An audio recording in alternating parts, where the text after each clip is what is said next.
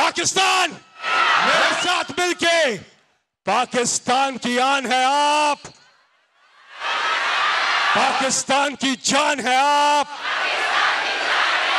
पाकिस्तान की आन है आप, पाकिस्तान की शान है आप, पाकिस्तान के कप्तान है आप,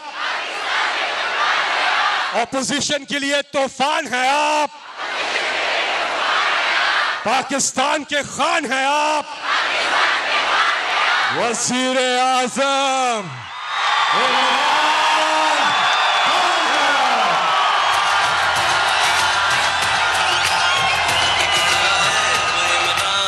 ठीक करेगा सब कप्तान, नया बनेगा पाकिस्तान, नया बनेगा पाकिस्तान, नया बनेगा पाकिस्तान, डट के खड़ा है अब इमरान, नया बनेगा पाकिस्तान, डट के खड़ा है अब इमरान, ठीक करेगा सब कप्तान, नया बनेगा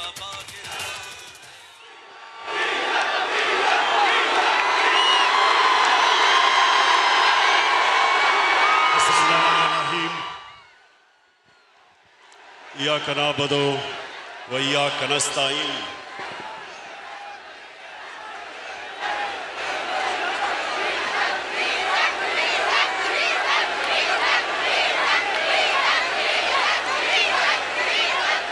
सबसे पहले मैं आज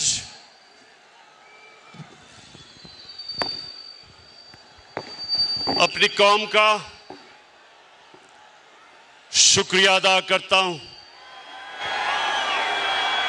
आपका मैं दिल से शुक्रिया अदा करता हूं कि आप जिस तरह मेरी कॉल पे हर पाकिस्तान के कोने से आज यहाँ आए, मेरा दिल से मैं आपकी अप्रिसिएशन और शुक्रिया अदा करता हूं। बहुत बहुत शुक्रिया आपका। मैं अपनी टीम जो ऊपर बैठी है, मेंबर्स पार्लियामेंट, मैं आज इस स्टेज से आपको खराज तहसीन पेश करता हूं कि मुझे पता है कि जिस तरह की आपको लालच दी गई, पैसे ऑफर किए आपको, जिस तरह हर किस्म की आपके ज़मीर को खरीदने की कोशिश की गई, मैं आज आपको खराज तहसीन पेश करता हूं कि माशाअल्लाह आपने मुझे खुश किया। मुझे फख्र है आपके ऊपर।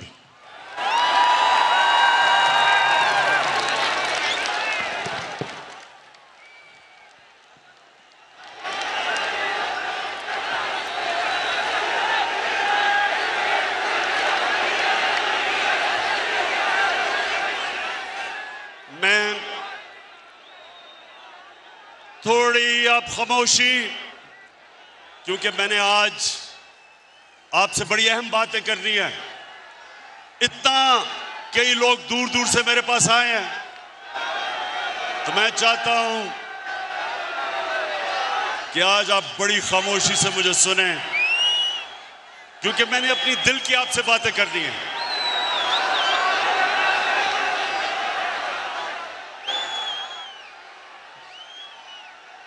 मेरे पाकिस्तानियों,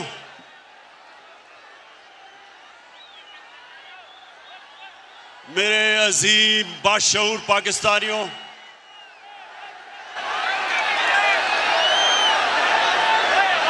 शुक्रिया, बहुत बहुत शुक्रिया। देखिए, मैंने आज आपको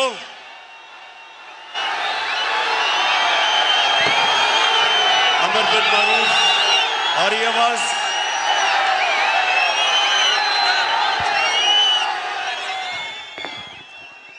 मैंने अमर बिन मारूफ पे आपको जो दावत दी, उसका क्या मतलब था? कि पाकिस्तानियों ये याद रखें कि हमारा मुल्क एक नजरिए के तहत बना था और वो नजरिया जो पाकिस्तान का था वो एक इस्लामी फलाई रियासत थी जो कि मदीना के असूलों के ऊपर खड़ा करना था हमने।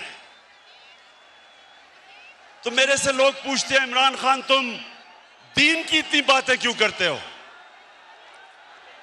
मेरे से लोग पूछते हैं कि आप दीन को सियासत के लिए क्यों इस्तेमाल करते हैं?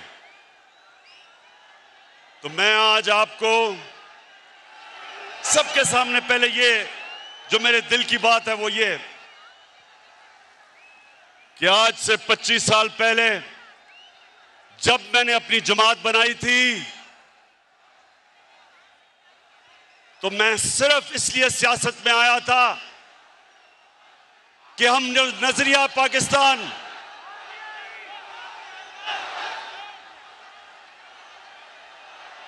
अच्छा मुझे आप पहले हाथ खड़ा करके बताएं कि आपको आवाज आ रही है?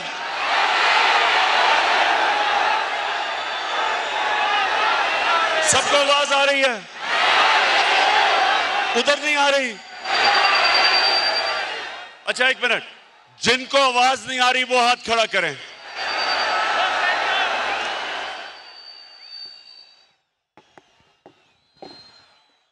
फैसल ये चेक करो इसका क्या मसला है, वहां नहीं आ रही आवाज उनको।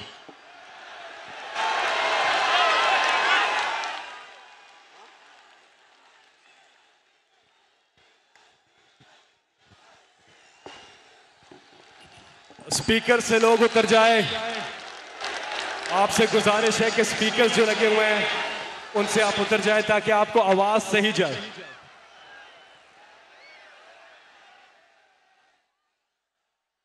अच्छा आप चेक करो आवाज आ रही है आपको? नहीं, जिधर आवाज नहीं आ रही उधर हाथ खड़ा करके बताएं। उधर नहीं आ रही।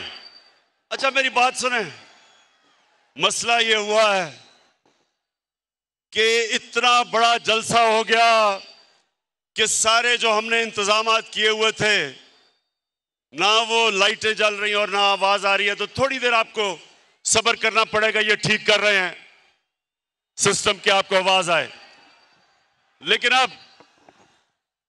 अब थोड़ी खामोशी से सुने मेरी बात। जिनको आवाज आ रही है वो सुने। देखें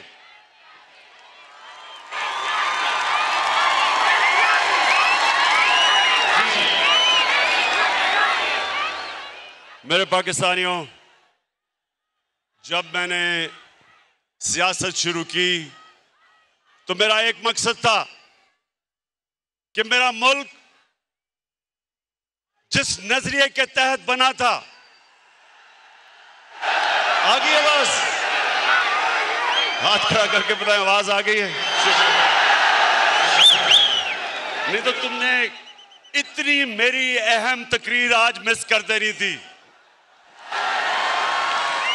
अच्छा सुने, मैंने बड़ी बातें आपसे करनी है और आखिर में जो मैं बात करूंगा वो सबसे अहम है। शाह महमूद कुरैशी ने जो बात की थी कि एक बाहर से मुदाखलत हो रही है पाकिस्तान में, उसके ऊपर मैं बाद में बात करूंगा। उससे पहले मेरे पाकिस्तानियों, मैं जो चीज आपने समझनी है कि जब तक हम अपने नजरिए पे नहीं खड़े होंगे पाकिस्तान कौम नहीं बनेंगे। हमें लोगों का हजूम होगा। कौम नजरिए पे बनती है और वो नजरिया क्या था? पाकिस्तान का नजरिया क्या है? कितने लोगों को पता है कि ये किस नजरिए के तहत बनी थी? मैं आपके सामने आज ये वाज़ेह करता हूं कि मुझे भी बड़ी देर तक पाकिस्तान का नजरिया नहीं पता था। मुझे पता कैसे चला? 18 साल की उम्र में बाहर गया, यूनिवर्सिटी बाहर पढ़ी, फिर मैं क्रिकेट खेलता था, आधा साल दुनिया में बाहर फिरता था। तो मैं जो पाकिस्तान के नजरिए पे आया हूं, मेरे पाकिस्तानियों, अपने जाती तजर्बे के ऊपर, और वो क्या था, जैसे जैसे मुझे दीन की समझ आनी शुरू हुई तो मुझे एक चीज मेरे ज़हन पे आई कि जो अल्लाह मुसलमानों को कहता है, जो हमारे नबी सल्लल्लाहु अलैहि वसल्लम ने मदीना का निजाम बनाया था, वो पाकिस्तान में तो नजर नहीं आ रहा, लेकिन वो मगरबी दुनिया में मुझे नजर आ रहा था। मुझे आहिस्ता आहिस्ता पता चला कि मोहम्मद अब्दू जो 100 साल से पहले यूरोप गए तो उन्होंने एक जुमला कहा, नौजवानों, उन्होंने जुमला ये कहा कि यूरोप में मुझे मुसलमान तो नहीं नजर आए, लेकिन बड़ा इस्लाम नजर आया।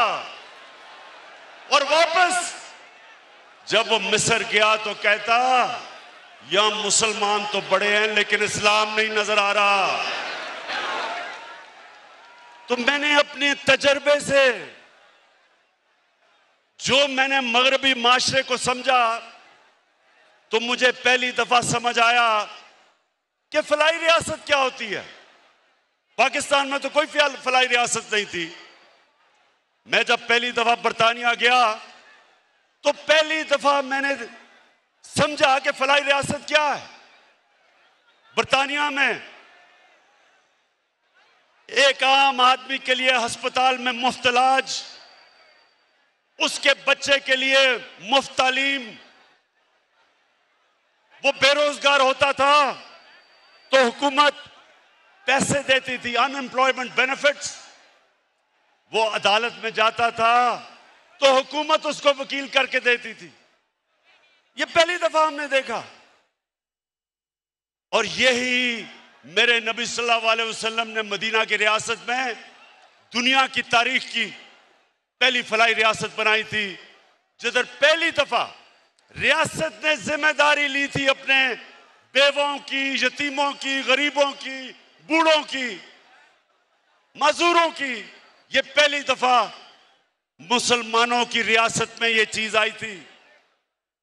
तो ये तो मैंने यूरोप में देखी, स्कैंडिनेविया में देखा कि वो किस तरह अपने गरीब तबके को ऊपर उठाते हैं।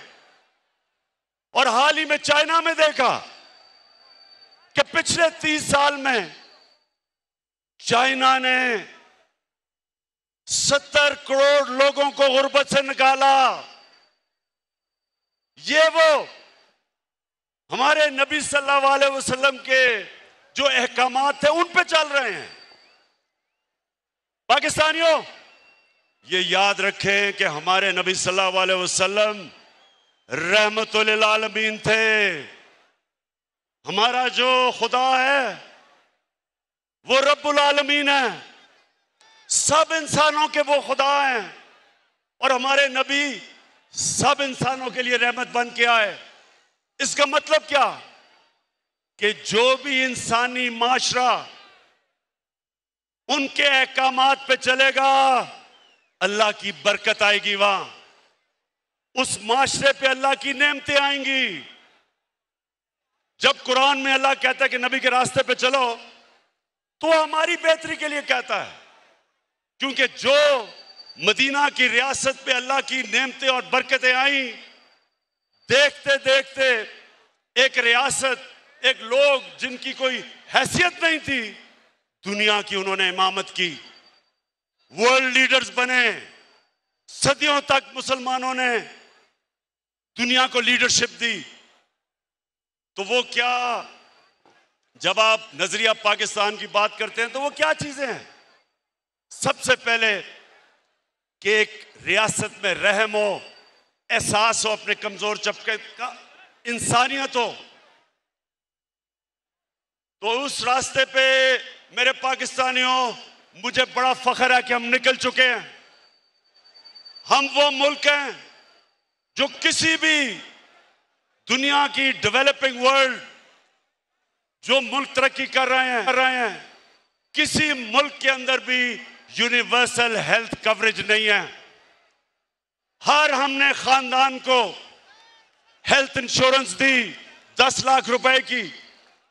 ये हमने अपने नबी की सुन्नत पे चल के कि एक आम आदमी जिसके पास पैसे नहीं, जिस घराने में गुर्बत हो, उधर उनको सबसे बड़ा मसला होता है कि कोई बीमार हो जाए, क्योंकि उनके पास पैसे नहीं होते।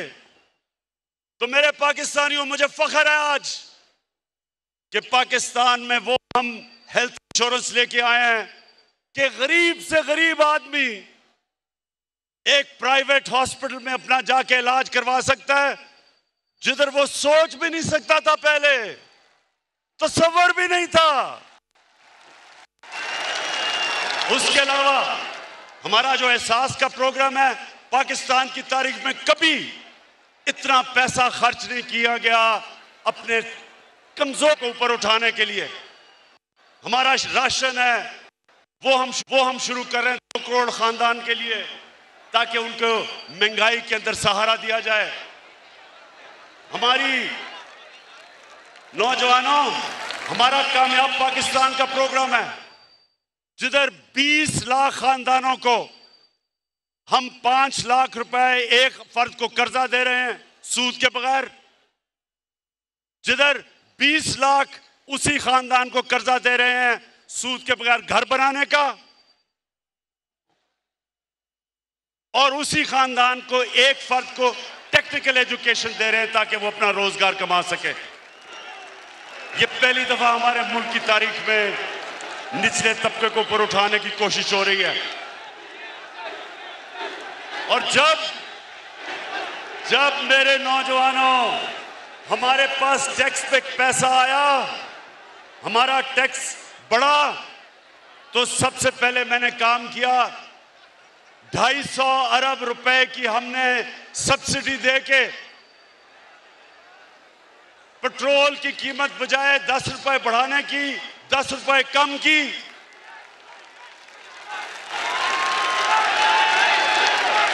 फजल रहमान की कीमत बढ़ाने 10 रुपए कम की।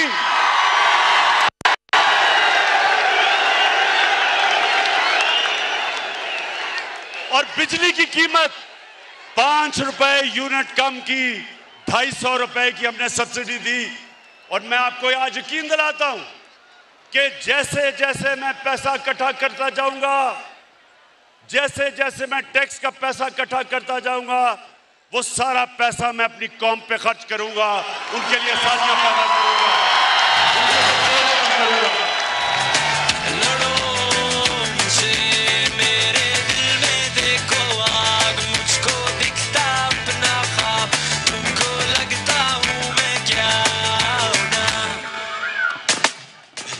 माशाअल्लाह, मेरी कौम का जुनून, इस जुनून को इंशाअल्लाह हमने काबू करके पाकिस्तान को दुनिया की अजीम कौम बनाना इंशाअल्लाह। सुनते रहे मेरे पाकिस्तानियों, मेरा जो किबला है, मेरा जो नजरिया है, वो मैं 25 साल से उस नजरिए पे खड़ा हूं। और मेरा ये ईमान है कि हमारा मुल्क सिर्फ तब तरक्की करेगा अगर वो मेरे नबी सल्लल्लाहु अलैहि वसल्लम के रास्ते पे चले, उनकी सुन्नत पे चले। और उनकी सुन्नत थी मदीना की रियासत। तो सबसे पहले इंसानियत का निजाम, जिसमें हमारे में रहम हो, हम बजाय अमीर को अमीर करते जाएं, हम अमीर से टैक्स इकट्ठा करके अपने गरीब लोगों को ऊपर उठाएं। और इंशाअल्लाह मेरा ये वादा है कि जब हम 5 साल मुकम्मल करेंगे, सारा पाकिस्तान देखेगा कि कभी इस मुल्क की तारीख में किसी गवर्नमेंट ने इतनी तेजी से पाकिस्तान की गुर्बत कम नहीं की। दूसरा, मेरे नबी सल्लल्लाहु अलैहि वसल्लम ने जो मदीना की रियासत में उनका दूसरा हुक्म था वो इंसाफ, कानून की हुक्मरानी। उन्होंने कहा, मेरी कौम ये सुन लो, ये आज बड़ा जरूरी आपके लिए समझना है कि मैं इनको क्यों नहीं एनआरओ देता, क्योंकि मेरे नबी का फरमान था कि तुम्हारे से पहले बड़ी कौमें तबाह हुई, जिधर छोटा चोर चोरी करता था तो उसको जेल में डाल देते थे, और जब बड़ा डाकू चोरी करता था उसको एनआरओ दे देते थे। ये मेरे पाकिस्तानियों, ये सिर्फ पाकिस्तान की बदकिस्मती नहीं, ये सारी दुनिया में डेवलपिंग वर्ल्ड, गरीब मुल्कों की सबकी ये बदकिस्मती है। कोई भी गरीब मुल्क इसलिए गरीब नहीं कि उसमें वसाइल की कमी है, वो गरीब इसलिए होता है कि उसके ताकतवर डाकुओं को उनका कानून का निजाम नहीं पकड़ सकता। जिसको व्हाइट कॉलर क्राइम कहते हैं, उनको वो नहीं पकड़ते, उनको एनआरओ देते हैं।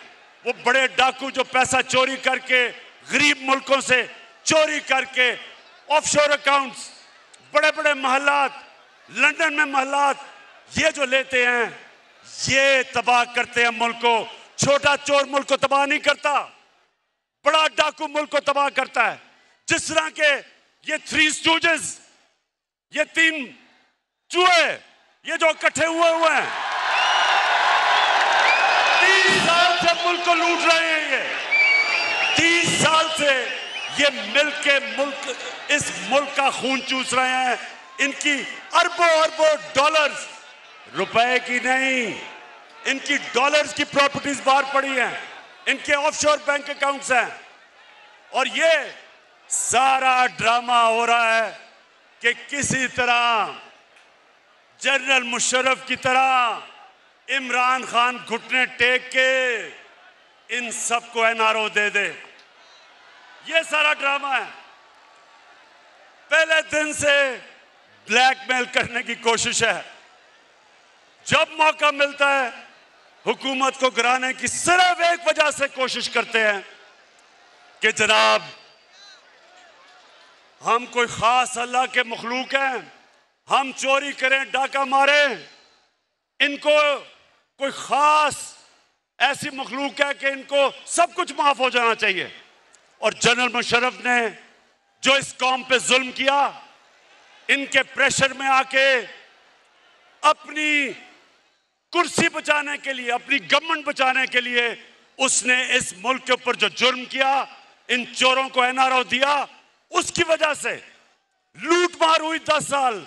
आज जो हम बोझ उठा रहे हैं, हम जो इनके लिए हुए कर्जों की किस्तें अदा करने पे जो हम बोझ उठा रहे हैं, वो सिर्फ और सिर्फ इसलिए कि जनरल मुशर्रफ ने अपनी हुकूमत बचाने के लिए इनको एनआरओ दिया। तो ये तैयार हो जाए नौजवानों, इमरान खान जो मर्जी ये कर ले, हुकूमत जाती है जाए, जान जाती है जाए, कभी इनको माफ नहीं करूंगा।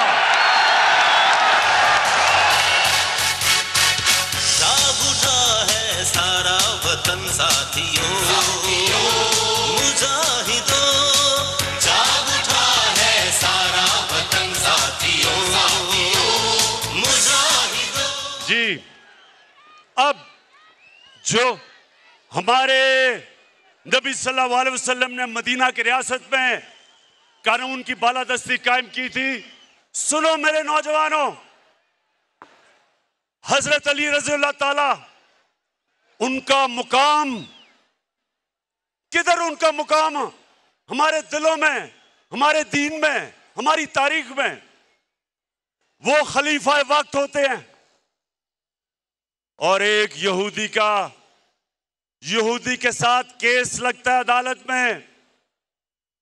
हजरत अली रज़ियल्लाहु ताला अदालत में उस यहूदी के खिलाफ केस हार जाते हैं।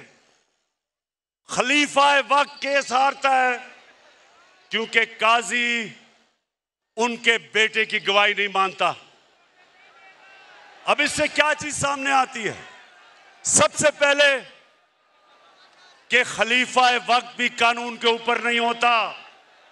मुसलमानों का जो इंसाफ का निजाम था, हमारे नबी सल्लल्लाहु अलैहि वसल्लम ने कहा मेरी बेटी भी जुर्म करेगी तो उसको सजा मिलेगी। और एक अकलियत, माइनॉरिटी, उसको भी बराबर का शहरी, वो बराबर का शहरी था और उसको बराबर का इंसाफ, कोई फर्क नहीं किया गया इंसानों के अंदर। ये था मुसलमानों का इंसाफ। आज आप सोचें, दुनिया के अमीर तरीन मुल्क, डेवलप्ड मुल्कों में, आज आप सोचें कि क्या आज के दिन क्या कोई बाहर से, वहां की कोई अकलियत हो, हमारी बाहर से लोग हों, क्या उनको उनके वजीर आजम के सामने इंसाफ मिल सकता है? नहीं मिल सकता।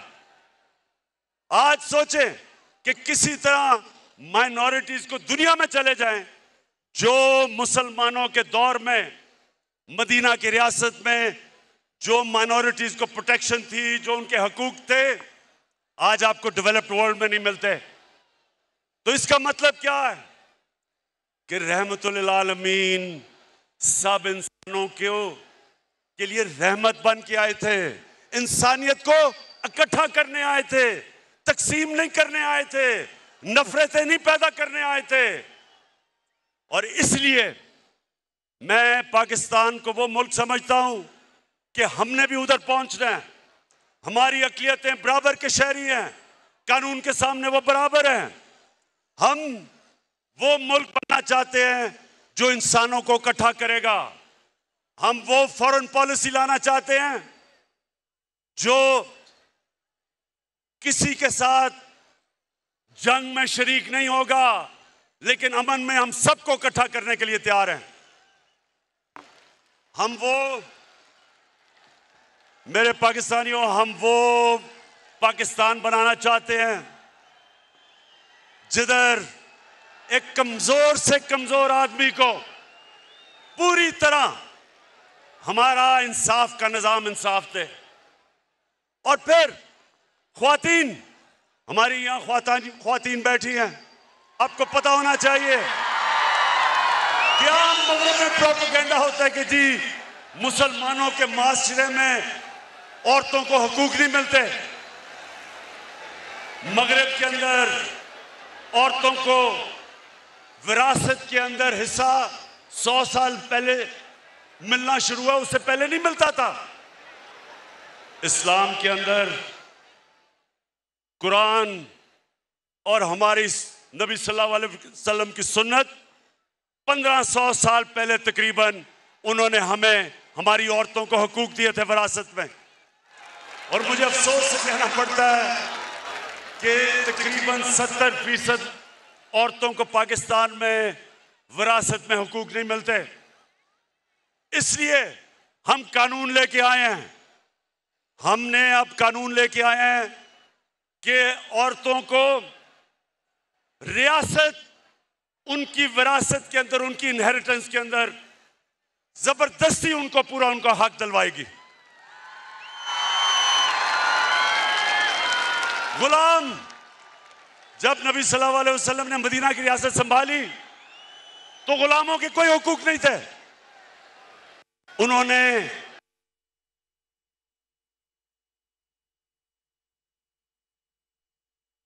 रखना है तो इस्लाम रखना है कि तो रखो। ये हमारा, नौजवानों, हमारा ये था दीन। मुसलमानों के दौर में गुलाम बादशाह बन गए।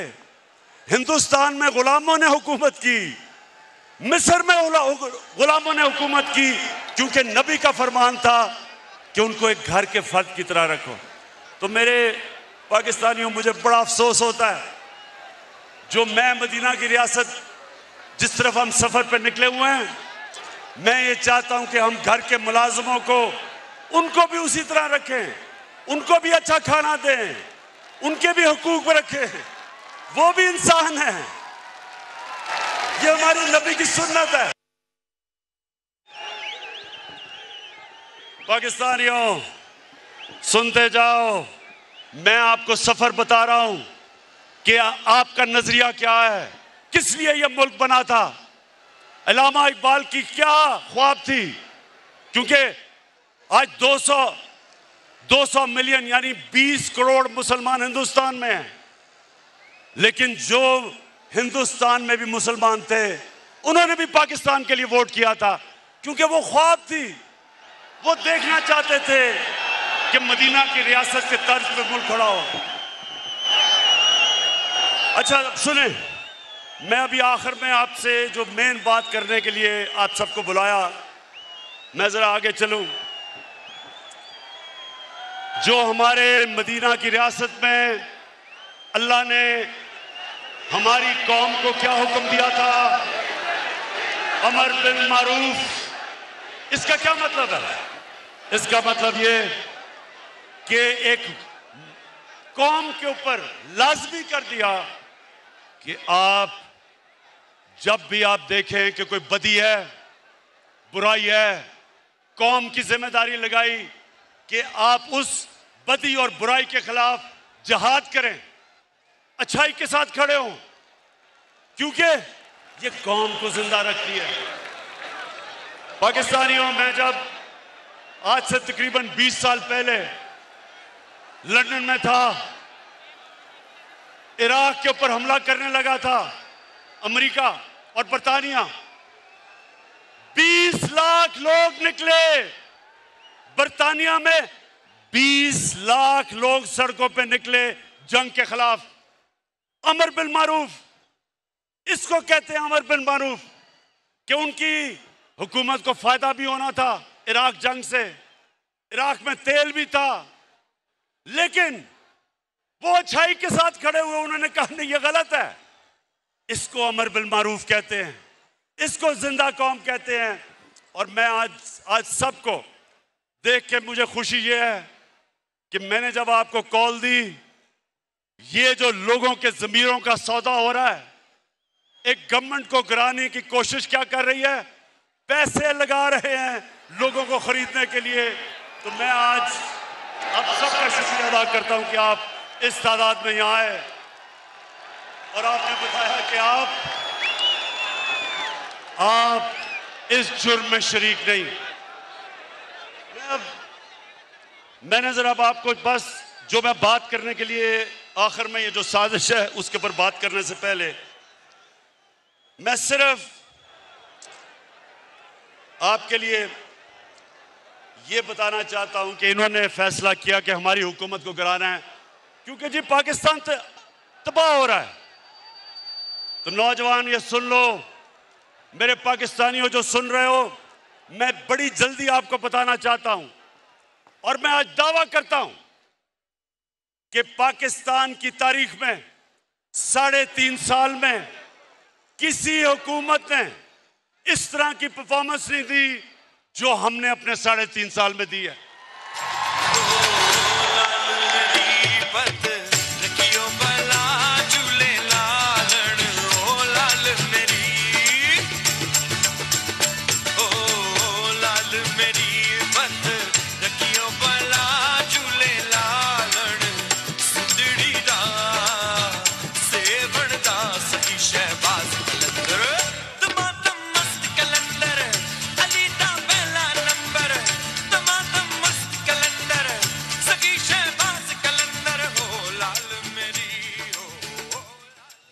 अच्छा, अब जो यहां मेरे नौजवान हैं, आपने डिसिप्लिन का मुजाहरा करना है, ये बड़ा जरूरी है, क्योंकि आपने मेरी बात सुननी है, इसलिए तंग नहीं करना लोगों को, डिसिप्लिन रहना है। हाथ खड़ा करके बताओ। ठीक, अच्छा जी, अब मैं बड़ी जल्दी आपको बताना चाहता हूं कि हमारी हुकूमत ने क्या किया। डीजल की मैं बाद में बात करूंगा, अभी ठहर जाए।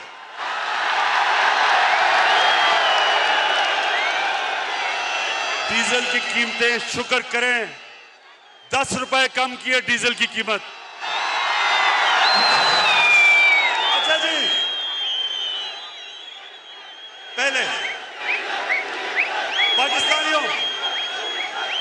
अल्लाह का शुक्र करता हूं, मैं अपने अल्लाह का शुक्र करता हूं कि 100 साल में सबसे बड़ा बुरहान दुनिया में आया कोरोना वायरस का। सारी दुनिया बंद हो गई, लॉकडाउन लग गए, गरीब सारी दुनिया में कुचले गए। जब आप एक मुल्क को बंद कर देते हैं तो बेचारा दिहाड़ीदार, टैक्सी वाला, रिक्शे वाला, वेल्डर, पेंटर, वो लोग जो दिहाड़ी कमा के अपने बच्चों का पेट पालते हैं, वो सब बेरोजगार हो जाते हैं। तो जब सारी दुनिया बंद की गई, मेरे पाकिस्तानियों, मैं अल्लाह का शुक्र करता हूं कि मैंने जब अपने मुल्क को बंद नहीं किया, मुझे तनकीद हुई, लोगों ने कहा कि ये इमरान तबाह कर रहा है पाकिस्तान को। सिंध की हुकूमत उन्होंने बंद कर दिया, मेरी बात नहीं मानी। लेकिन आज जो सबसे बड़ा क्राइसिस था दुनिया का, मैं आज फख्र से अपनी कौम के सामने खड़ा हूं और सारी दुनिया ने तस्लीम किया कि जो पाकिस्तान ने कदम उठाए, सारी दुनिया तस्लीम करती है कि अपनी कौम को भी बचाया, कोरोना से बचाया, अपनी माइशत को बचाया, अपने गरीबों को बचाया।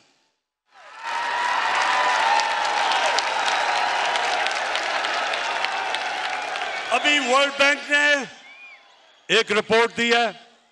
इस रिपोर्ट के मुताबिक सारे बर्रे सगीर में आज जिधर सबसे कम बेरोजगारी है वो पाकिस्तान है। क्योंकि जो उस वक्त हमने कदम उठाए, और ये जो थ्री स्टूजेस वाली ऑपोजिशन है, जिसमें चेरी ब्लॉसम भी एक है, डीजल दूसरा है, तीसरी बीमारी है और चौथा भगौड़ा है, इन सारों ने मेरी तनकीद की और मैं अपने अल्लाह का शुक्र करता हूं कि उसने मेरे मुल्क को निकाला उसमें से। और मैं उस दौरान जब सारी दुनिया की माइशत तबाह हो रही थी, पाकिस्तान वो मुल्क है जिसने 5.6% के ऊपर हमारी माइशत ने तरक्की की, जो सारे दंग रह गए, ऑपोजिशन दंग रह गई। अल्लाह का शुक्र अदा करता हूं। तो हमने क्या किया उस दौरान जब दुनिया मुश्किल में थी? पाकिस्तान की एक्सपोर्ट्स रिकॉर्ड, हमारी मुल्क की तारीख में सबसे ज्यादा एक्सपोर्ट्स पाकिस्तान ने की। हमने पाकिस्तान की तारीख में सबसे ज्यादा टैक्स इकट्ठा किया। हमने अपने बैरून मुल्क पाकिस्तानियों को उनको इंसेंटिव्स दिए और सबसे ज्यादा पाकिस्तान की तारीख में उन्होंने डॉलर्स पाकिस्तान में भेजे, रिमिटेंसेस पाकिस्तान में भेजी। हमारी कंस्ट्रक्शन इंडस्ट्री, आज जरा पूछें कंस्ट्रक्शन इंडस्ट्री के लोगों में कि जो हमने उनके लिए आसानियां पैदा की, आज हमारी कंस्ट्रक्शन इंडस्ट्री में 1500 अरब रुपए का मजीद वेल्थ क्रिएशन हुई। कंस्ट्रक्शन इंडस्ट्री के साथ 30 इंडस्ट्री चली, इसलिए हमारे मुल्क में बेरोजगारी नहीं हुई जो सारी दुनिया में कोरोना की वजह से हुई। हमारा जो ज़राअत थी, नौजवानों ये सुनते रहो, क्योंकि 60% पाकिस्तान ज़राअत के ऊपर रहता है, देहात में रहता है। आज आप अपने किसानों से पूछो कि इस मुल्क की तारीख में सबसे ज्यादा पैसा ज़राअत में गया। 5 फसलें पाकिस्तान की तारीख में सबसे रिकॉर्ड फसलें हुई। गंदम रिकॉर्ड, गंदम की फसल रिकॉर्ड, चावल की फसल रिकॉर्ड, मकई की फसल रिकॉर्ड, चावल की फसल रिकॉर्ड, और अभी ये आलू की फसल आई है वो भी रिकॉर्ड तोड़ गई है माशाल्लाह। ये क्यों हुआ? क्योंकि हमने किसानों की मदद की। हमें जो पहले शुगर मिल माफिया किसानों को पैसे नहीं देता था, पूरी तरह कटौती करता था, उनको देर तक साल तक पैसे नहीं देता था, हमने किसानों के साथ खड़े हुए, हमने अपने किसानों को खड़ा किया, हमने उनको प्रोटेक्ट किया, हमने हुकूक दिलवाए, किसान को पैसा दिलवाया, उसने अपनी जमीन पे पैसा लगाया, जमीन में जब पैसा लगा तो पैदावार बढ़ी, पाकिस्तान का फायदा हुआ। तो मुझे बड़ा फख्र है अपने किसानों पे। और फिर नौजवानों, इंडस्ट्री, आज पाकिस्तान की इंडस्ट्री तेजी से बढ़ रही है। हमारी टेक्सटाइल इंडस्ट्री, आज मजदूर नहीं मिलते टेक्सटाइल फैक्ट्रियों को, क्योंकि वो हमारी इंडस्ट्री चल रही है, रिकॉर्ड एक्सपोर्ट कर रही है, मुल्क आगे बढ़ रहा है, इंडस्ट्रियलाइजेशन की तरफ जा रहा है। नया पैकेज दिया हमने स्मॉल और मीडियम इंडस्ट्री को। आपको चेंबर ऑफ कॉमर्स वाले लोग बताएंगे कि पहली दफा एक हुकूमत अपनी इंडस्ट्री को पूरी तरह अपनी इंडस्ट्रीज के साथ खड़ी है, ताकि जब इंडस्ट्री बढ़ेगी रोजगार बढ़ेगा, मुल्क में पैसा बढ़ेगा, टैक्स बढ़ेगा, और जब टैक्स बढ़ेगा तो मैं अपनी कौम के ऊपर खर्च करूंगा, आसानियां पैदा करूंगा अपनी कौम की।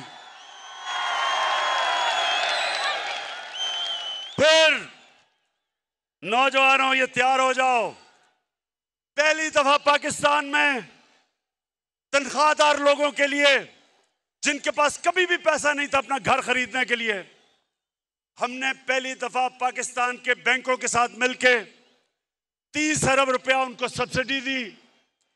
आज पहली दफा बैंक कर्जे दे रहे हैं छोटे लोगों को, जो तनख्वाहदार लोग थे, जो बेचारे किराए के घरों में रहते थे। हमने बैंकों को पैसा दिया, बैंक कर्जे दे रहे हैं। जो आदमी या जो एक खानदान किराए के घर में रहता था, अब उसी किराए पे वो बैंक को किस्तें देगा और वो घर उसका अपना हो जाएगा, अपनी छत होगी। रोटी कपड़ा मकान का किसका नारा था, और मेरे अल्लाह का शुक्र है कि वो काम किससे ले रहा है।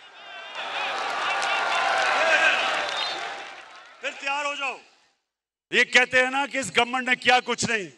मैं चैलेंज करता हूं, 30 साल से ये हुकूमत कर रहे हैं, मुझे चैलेंज हो, मैं इनको करता हूं कि आप बताएं कि आपने मुल्क के पानी, जो बहुत बड़ा मसला बनता जा रहा है मुल्क का, शहरों के अंदर पानी नहीं है, लाहौर के अंदर पानी नीचे चला गया, कराची में टैंकर माफिया है, आज पिंडी में पानी कम है। क्या किया इन्होंने? मैं बताता हूं हमने क्या किया। पहली दफा 50 साल के बाद पाकिस्तान में बड़ी डैम्स बन रही हैं। 50 साल के बाद मेरे पाकिस्तानियों, हमने डैम्स बनाई हैं, और इंशाअल्लाह पेशावर के लोगों को तो अभी मैं खुशखबरी देता हूं कि 2025 में मोमन डैम बनेगी, और मोमन डैम से सारे पेशावर को पानी भी मिलेगा। बड़ा इलाका ज़राअत के लिए, किसानों के लिए ज़राअत में फसलें उगाने के लिए आ जाएगा, और बिजली भी बनेगी, और सबसे सस्ती बिजली बनेगी। उसके बाद बड़ी डैम दासू डैम बनेगी 2027 में। और नौजवानों, खुशखबरी ये है कि 2028 में जो पाकिस्तान ने दुनिया के अंदर बड़ी डैम समझी जाती है, वो बादशाह डैम बनेगी 2028 में, टाइम पे चल रही है। इससे क्या होगा? इससे मेरे पाकिस्तानियों हमारे पास दुगना पानी हो जाएगा रिजर्व्स में। हमारा पानी जो हमारी डैमों में दुगना होगा, इसका मतलब काश के लिए हमारे पास पानी दुगना हो जाएगा। इसका मतलब शहरों में हम पानी दे सकेंगे। ये जो पानी के मसले आ रहे हैं आगे, इससे इंशाअल्लाह पाकिस्तान की दौलत में इजाफा होगा।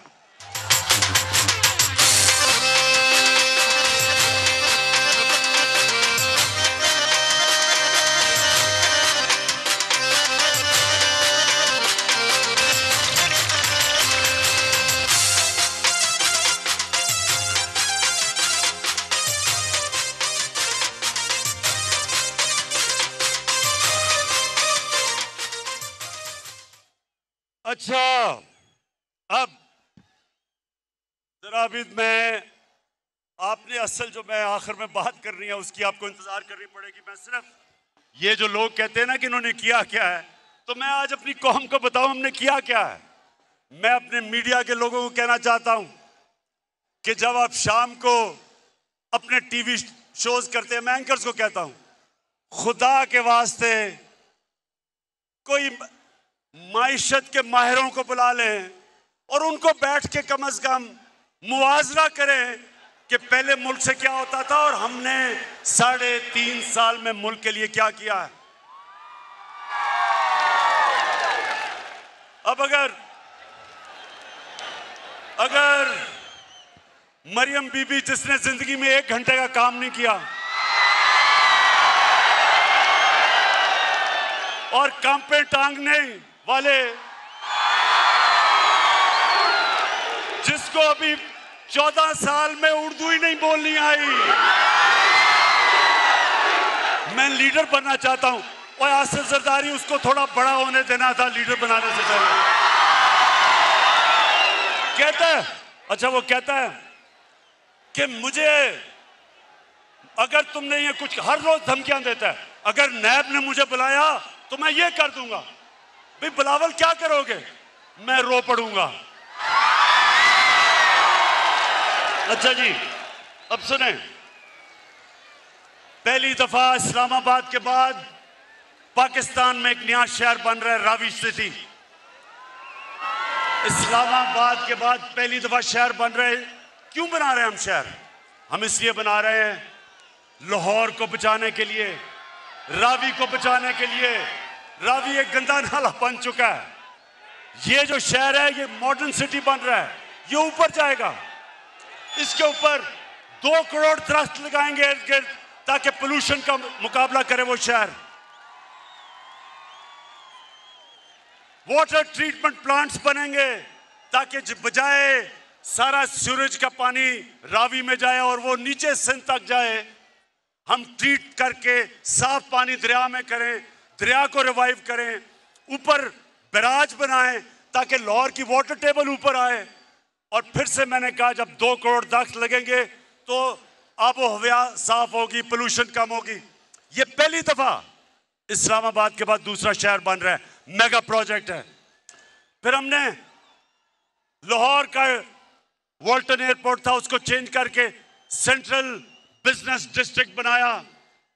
ये आप देखेंगे कि दुबई की तरह लोग तो दुबई जाते हैं ना, अब वो लाहौर के सेंट्रल बिजनेस डिस्ट्रिक्ट में जाया करेंगे। एक मॉडर्न, पूरा एक शहर के अंदर एक मॉडर्न डिस्ट्रिक्ट बनेगी। और फिर शेख रशीद साहब, आपके लिए खुशखबरी, नाला लेई प्रोजेक्ट बन रहा है। रावलपिंडी को तब्दील करने के लिए, उसको एक मॉडर्न शहर बनाने के लिए नाला लेई जो है उसका भी ट्रीटमेंट प्लांट बनेंगे, साफ पानी करेंगे। उसके साथ एक हाई राइजेस बनेंगी, एक मॉडर्न, बजाय के शहर फैलते जाएं, ज़राई ज़मीन ख़त्म होती जाए। शहरों को अब हम रोकेंगे। मास्टर प्लान बना रहे हैं सारे पेशावर के, सारे बड़े शहरों के, इनको ऊपर लेके जाएंगे, ज़राअत की ज़मीन बचाएंगे और इनके सारी सीवरेज सिस्टम, पानी का मसला, बिजली, ये सारी हम इंशाल्लाह शहरों को मास्टर प्लान बना के लेके आ रहे हैं। ये कभी किसी गवर्नमेंट ने 30 सालों ये हुकूमत करते रहे, किसी ने कभी इस तरह का काम नहीं किया।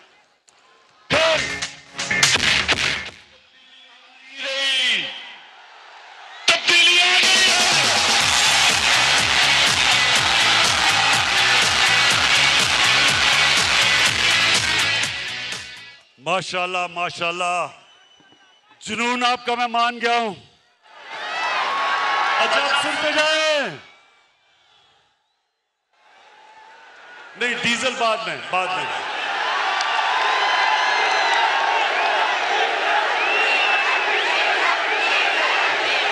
अच्छा सुने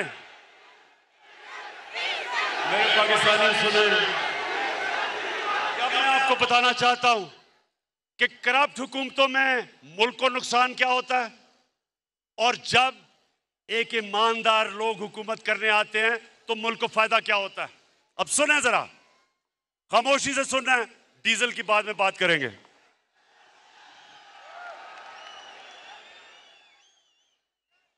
मेरे पाकिस्तानियों, आज से 11 साल पहले, ये गौर से सुननी है आपने बात, आज से 11 साल पहले बलूचिस्तान के अंदर कोयले और तांबे की कानें थी रेकोडिक में। उधर पाकिस्तान को जो बाहर से ये माइनिंग कंपनी आई हुई थी, उसने अदालत में लेगी पाकिस्तान को। और हमें चंद साल पहले, जरा गौर से सुनेंगे, 2000 अरब रुपए का जुर्माना हुआ इंटरनेशनल अदालत में। पाकिस्तान को 2000 अरब रुपए का जुर्माना हुआ। आप ये सोचें कि सारे पख्तूनख्वा का जो डेवलपमेंट फंड है वो 200 अरब रुपया है, तो 2000 अरब रुपया पाकिस्तान को जो जुर्माना हुआ, ये मेरी हुकूमत है। इन दोनों की हुकूमतें आई और गई, कुछ नहीं कर सके। अगर वो जुर्माना हो जाता, उन्होंने जो हमारी बाहर असासे थे सब जब्त कर लेने थे। मुझे बड़े फख्र से, और मैं आज अपनी टीम को खराज तहसीन पेश करता हूं, मेरी जबरदस्त टीम ने जाके 3 साल मुसलसल हमने नेगोशिएशन की, और मैं आज फख्र से अपनी कौम के सामने खड़ा होकर कहता हूं कि हमने तो 2000 अरब का हर्जाना, वो जो जुर्माना भी खत्म किया, और उसी माइनिंग कंपनी को पाकिस्तान वापस लेके आए, और वो 9 अरब डॉलर की इन्वेस्टमेंट कर रही है पाकिस्तान में। पाकिस्तान तारीख की, मेरे पाकिस्तानियों, सबसे बड़ी बैरून मुल्क की इन्वेस्टमेंट 9 अरब डॉलर की हो रही है पाकिस्तान में। सबसे पहले तो मैं बलूचिस्तान के लोगों, आज मैं आपके लिए इतना खुश हूं क्योंकि इसका ज्यादा पैसा आपके पास जाएगा। बलूचिस्तान पीछे रह गया है। मेरी पूरी कोशिश है कि बलूचिस्तान के लोगों को हम उठाएं, तो ये जो हमने मुआहदा किया है, सबसे ज्यादा फायदा बलूचिस्तान के लोगों को होगा। उसके बाद जो हमारा मसला, जो हमारे रुपए पे प्रेशर रहता है, इसकी वजह से फॉरेन एक्सचेंज आएगा पाकिस्तान में, और इंशाल्लाह हमारा रुपया भी आगे मजबूत होगा। हमें जो IMF के पास जाना पड़ता है, हमेशा डॉलर कम हो जाते हैं। इंशाल्लाह ये जब कानें काम करनी शुरू करेंगी सोने की और तांबे की, और ये आपको हैरत होगी पाकिस्तानियों, आपको अंदाजा नहीं है कितना अमीर मुल्क है। आपको अंदाजा नहीं है, पाकिस्तान में दुनिया में सबसे ज्यादा सोने और काने की जो कान होंगी, जो माइंस होंगी दुनिया में, जो रिजर्व्स होंगे गोल्ड और कॉपर के, वो पाकिस्तान में होंगे। माशाल्लाह आपका मुस्तकबिल रोशन है मेरे पाकिस्तानियों। अब दूसरा सुने, ये तो हो गई रेकोटेक। एक और हुआ था, आपको याद होगा, एक रेंटल पावर्स पीपल्स पार्टी के दौर में बहुत बड़ी करप्शन हुई थी रेंटल पावर की। फिर पाकिस्तान के ऊपर जुर्माना हो गया इंटरनेशनल कोर्ट में, 200 अरब रुपए का हमारे मुल्क को जुर्माना हुआ, 200 अरब रुपए का। तुर्की की कंपनी थी, पाकिस्तान को उसको 200 अरब रुपए देने थे। पाकिस्तानियों, मैंने सदर अर्दोगान से बात की और उसने बैठ के हमने वो 200 अरब रुपए का जुर्माना खत्म किया। चलो चलो इमरान के साथ, चलो चलो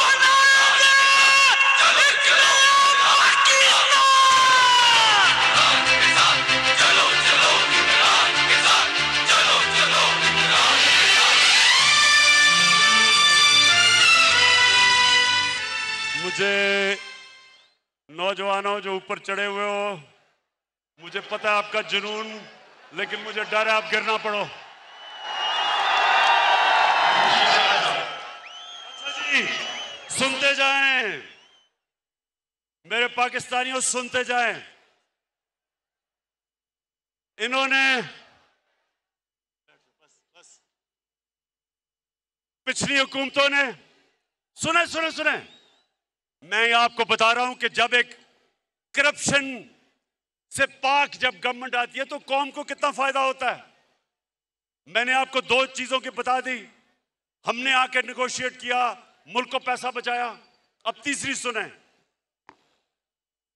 इन्होंने गैस के कॉन्ट्रैक्ट साइन किए नून लीग वालों ने, और फिर दोनों ने आईपीपीज यानी जो बिजली बनाती हैं कंपनीज, उनके साथ कॉन्ट्रैक्ट साइन किए। हमारी हुकूमत ने उनके साथ रीनेगोशिएट किया, गैस के नए कॉन्ट्रैक्ट साइन किए। और यह फर्क होता है जब आप रिश्वत नहीं लेते, पैसे नहीं बनाते। आज पाकिस्तान को 10 साल में 700 अरब रुपए की बचत होगी हमारे कॉन्ट्रैक्ट से। लेकिन अब पाकिस्तानियों, एक और सुन लो, ये चौथी चीज है। आपको पता है नवाज शरीफ खुद एनएचए का अपने नीचे, नेशनल हाईवे अथॉरिटी अपने नीचे रखी हुई थी।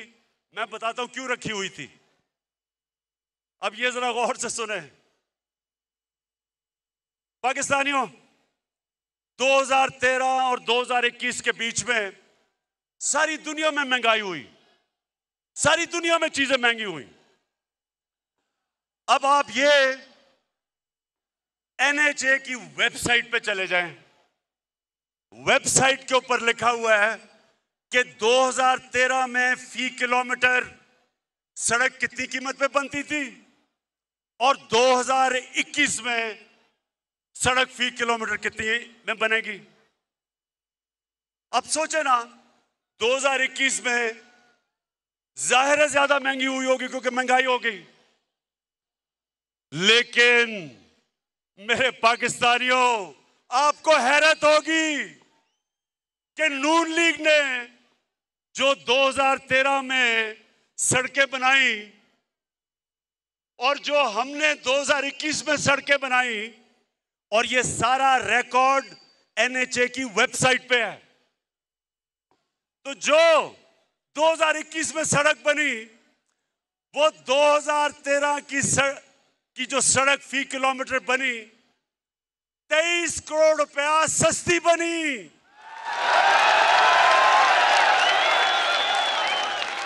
मुराद से ही आज मैं आपको खराज तहसीन पेश करता हूं।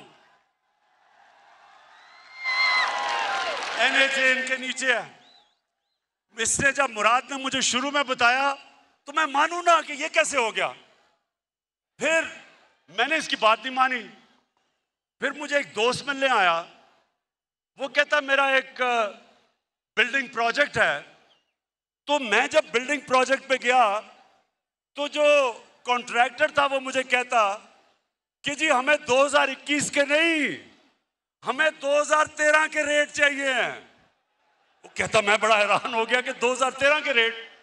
पता चला कि 2013 में ये करप्शन की, जो करप्शन जिन्होंने इस मुल्क में सबसे ज्यादा शुरू की, नून लीग, 2013 में 23 करोड़ रुपया फी किलोमीटर इनकी सड़क ज्यादा महंगी थी।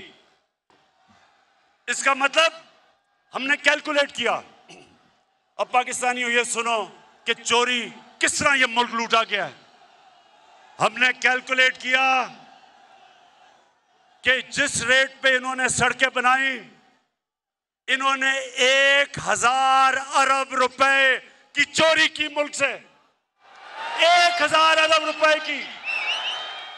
यानी कि एक ईमानदार हुकूमत ने 1000 अरब रुपया अपनी कौम का बचाया, जिसकी वजह से दुगनी सड़कें बनाई हैं हमने, इनसे दुगनी सड़कें बनाई हैं, जो पैसा बचा। मैं आने लगा हूं बस आखिरी बात जो मैं असल जिसलिए आपको बुलाया था।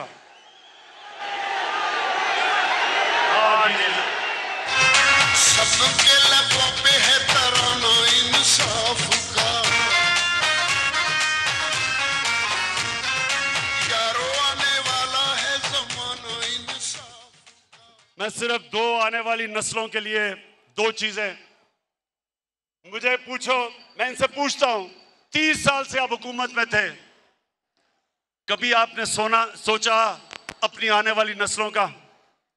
ये पहली हुकूमत है जिसने क्लाइमेट चेंज की बात की, जिसने पाकिस्तान में दरख्त उगाने की बात की, जिसने पाकिस्तान में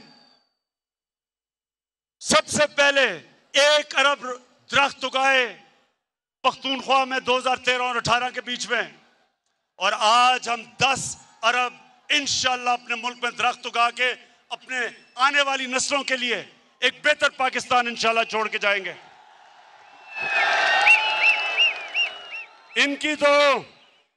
इनको फुर्सत कैसे मिले? इनको तो सारी छुट्टियां, बच्चे सब कुछ लंदन में बैठे हैं, इनको तो पाकिस्तान की क्यों फिक्र हो? ये तो नस्लों के लिए लंदन के लिए तैयारी करवा रहे हैं, घर महलात खरीद रहे हैं।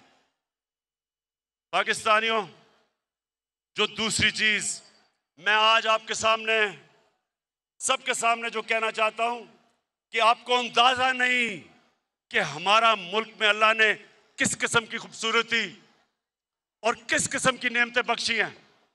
यहां गिलगित बल्तिस्तान के चीफ मिनिस्टर बैठे हैं, खालिद, मैं इसके साथ मिलके मैं आज आप सबके सामने दावा करता हूं कि हमने इंशाल्लाह पाकिस्तान को दुनिया का टूरिज्म सेंटर बनाना है।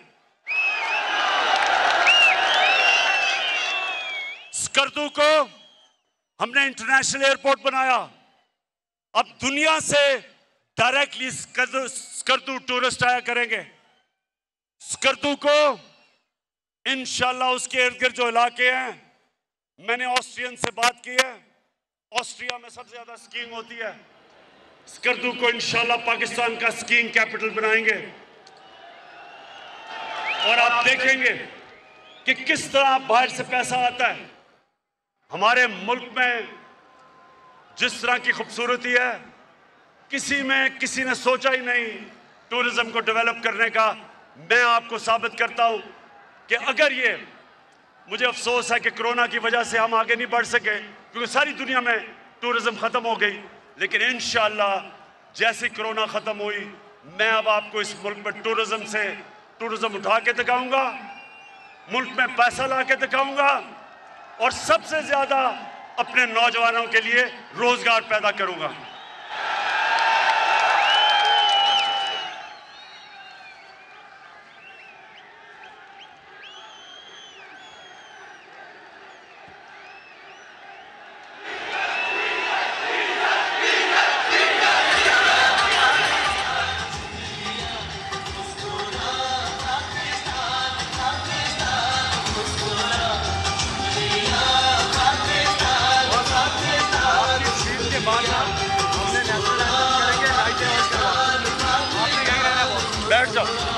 और क्या, बस उसके बाद अल्लाह करेगा, अल्लाह। अच्छा मेरे पाकिस्तानियों, मैंने जिस असल वजह से आपको यहाँ बुलाया था, अब मैं उस बातों पे आने लगा हूँ। लेकिन नौजवानों, आप सामने खड़े हैं, ये आपने बड़ी खामोशी से सुनना है। ये मैं सीरियस बात करने लगा हूँ। मैं अपने मुल्क के मुस्तकबिल की बात करने लगा हूँ। मैं जो ये साजिश हुई है और ये जो हो रही है, इसके ऊपर बात करने लगा हूँ। तो मैं चाहता हूँ कि बड़ा सीरियसली आप मेरी बात सुनेंगे। मैं सबसे पहले आपको ये बता दूं, नौजवानों, आप खुशकिस्मत हो, आपके तो माँ बाप भी एक आज़ाद मुल्क में पैदा हुए थे। मेरे माँ बाप एक गुलाम हिंदुस्तान में पैदा हुए थे और मैं पहला हम जनरेशन थी जो एक आज़ाद पाकिस्तान में पैदा हुए थे। मेरे माँ बाप ने अपनी तौर पे तहरीके पाकिस्तान की जो आज़ादी की स्ट्रगल थी, दोनों ने शिरकत की। और जब मैं बड़ा हो रहा था तो हमेशा उन्होंने मुझे एक बात याद करवाई। उन्होंने ये कहा कि तुम्हें नहीं पता तुम कितने खुशकिस्मत हो कि तुम एक आज़ाद मुल्क में पैदा हुए हो। मेरे पाकिस्तान के रहने वाले, अगर आपने इस चीज को समझना है तो बैरून मुल्क पाकिस्तानियों से पूछें क्यों वो अपने मुल्क के लिए तरसते हैं, क्यों वो आज सारे तहरीक इंसाफ के साथ खड़े हैं। क्यों खड़े हैं?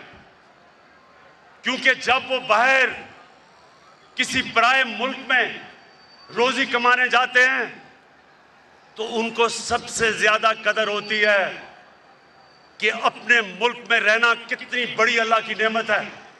एक आज़ाद मुल्क में रहना कितनी बड़ी अल्लाह की नेमत है। तो मैं जब अपनी पॉलिटिक्स शुरू की थी 25 साल पहले, तो मैंने अपना नस्बुलैन, अपनी जमात का नौजवानों, इय्याका नअबुदु व इय्याका नस्तईन क्यों रखा था? इसलिए रखा था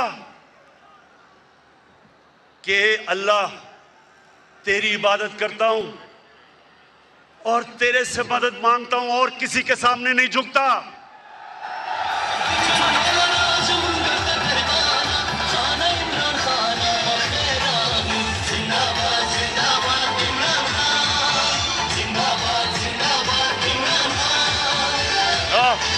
ओए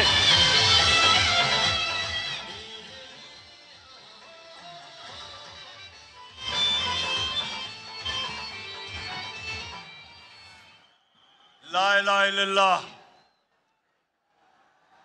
पाकिस्तान जब बन रहा था तो नारा था कि पाकिस्तान का मतलब क्या। ये क्यों नारा था?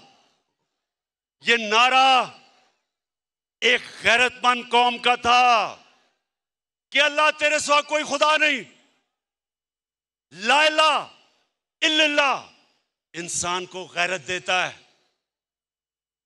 मेरे पाकिस्तानियों, ये याद रखना कि सारी दुनिया उस इंसान की इज्जत करती है जो अपनी इज्जत करता है। बेगैरत आदमी की कोई इज्जत नहीं करता। अरबों रुपए कमा लो, अरबोपति हो जाओ, जब तक अरबों रुपए, अरबोपति, लेकिन जो इंसान के सामने झुकता है कोई इंसान उसकी इज्जत नहीं करता। तो मेरे पाकिस्तानियों, क्योंकि मैं आज आपके दिल की बातें कर रहा हूं, मुझे पॉलिटिक्स में आने की कई वजूहात थी। एक के मुझे पता था, मैंने सारी दुनिया में देखा कि जो अल्लाह ने हमें हुक्म दिया था कुरान में कि नबी की सुन्नत पे चलो, तो नबी की सुन्नत पे तो वो गैर चल रहे हैं, मगरबी लोग चल रहे हैं, वो आगे निकल गए हैं। और मुसलमानों का हाल देखो, इकबाल ने शिकवा और जवाब शिकवा क्या लिखा था कि हम एक वक्त उरूज पे थे, शिकवा किया कि अल्लाह हम जमीन पे कैसे आ गए। फिर जवाब शिकवा में बताया कि जब आप उरूज पे थे तो आप मोहम्मद सल्लल्लाहु अलैहि वसल्लम की सुन्नत पे चलते थे। अब आप वो अहकामात से बहुत दूर चले गए हैं, अब पैसे की पूजा करते हैं, आप सुपर पावर्स के सामने सजदे करते हैं, आप फॉरेन एड लेके और अपने मुल्क में बमबारी करवाते हैं, ड्रोन अटैक्स करवाते हैं। कैसे अल्लाह की बरकत उन लोगों के ऊपर आए? अल्लाह ने तो बड़ा वाज़ेह कह दिया है कि अगर तुमने एक अजीम कौम बने हैं तो मेरे हबीब के रास्ते पे चलो, जो कि रियासत मदीना था। तो पाकिस्तानियों, मैं उन दिनों में क्रिकेट खेलता था और मैंने जब क्रिकेट शुरू की तो जो हमारे खिलाड़ी होते थे उनको बड़ा एहसास कमतरी थी अंग्रेजों की। तो हम जब मैच में जाते थे पहले से ही हमारी टीम हारी हुई होती थी कि जी हम अंग्रेज को तो हरा ही नहीं सकते, पहले से हार माने हुए होते थे।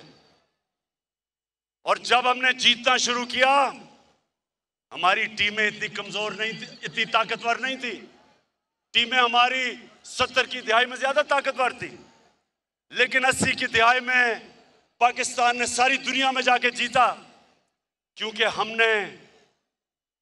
हमारे अंदर इत्मीनान आ गया, हमारे अंदर जो एहसास कमतरी थी अंग्रेजों की वो खत्म हो गई। हम जब कदम रखते थे ग्राउंड पे तो हम ये समझते थे कि कोई हमें हरा नहीं सकता। इस इत्मीनान की वजह से हम ऊपर आए।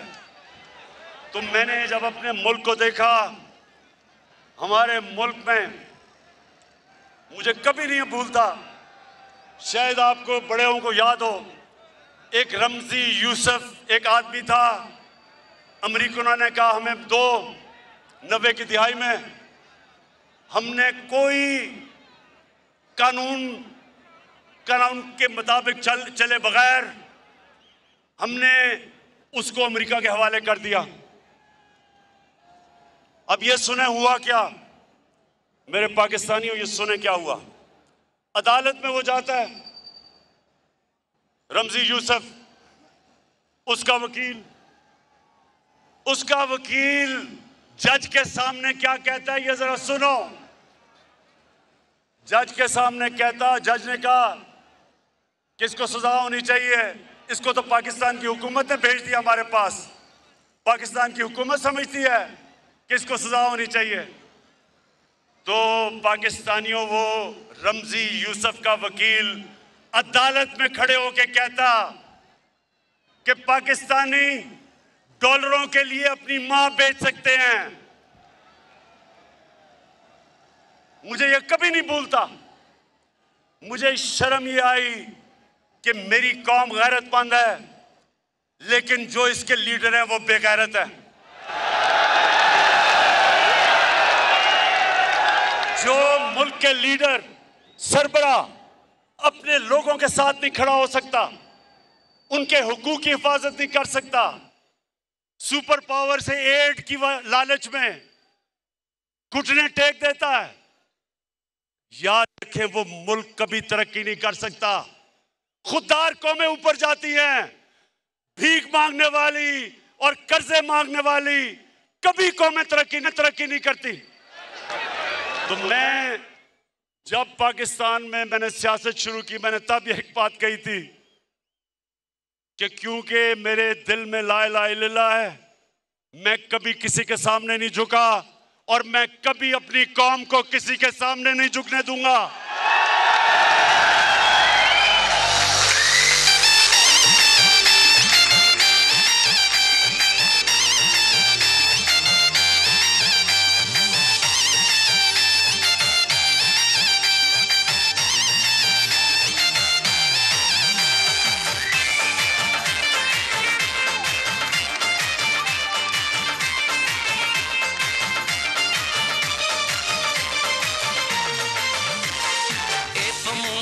टोलू बांध ग्राना पता मणियमा ए पमंगा टोलू बांध ग्राना पता मणियमा। माशाल्लाह माशाल्लाह, मेरी कौम का बड़ा स्टेमिना है।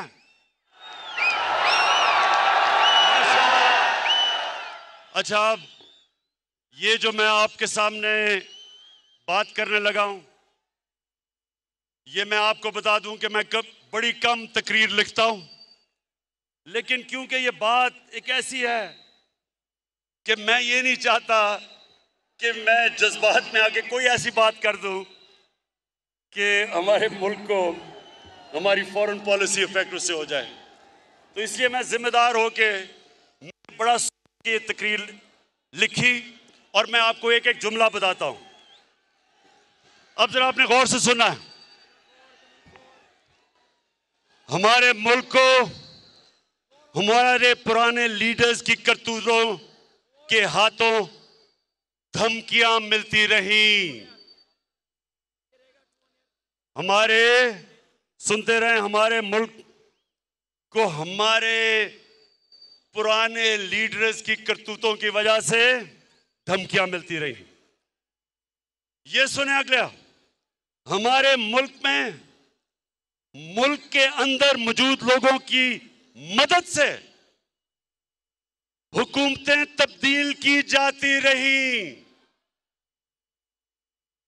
समझ गए?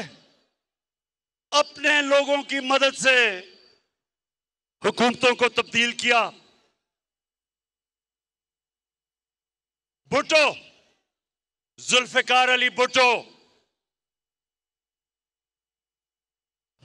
उसने जब मुल्क को आजाद फॉरेन पॉलिसी देने की कोशिश की,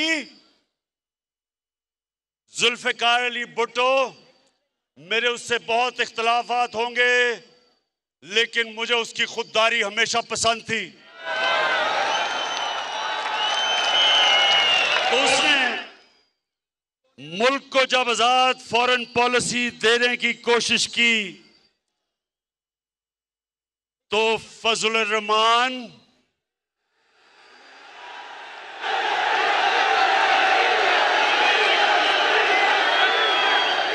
और भगोड़ू नवाज शरीफ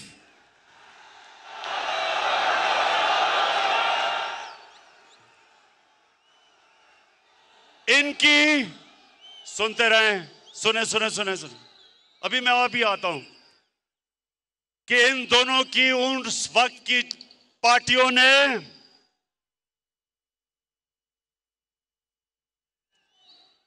जुल्फिकार अली भुट्टो के खिलाफ तहरीक चलाई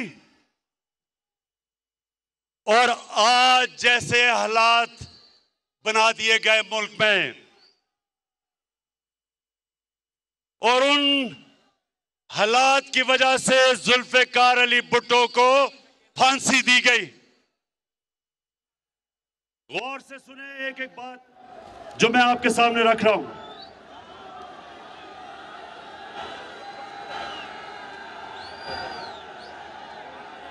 आज क्या हुआ? आज आ रही आवाज?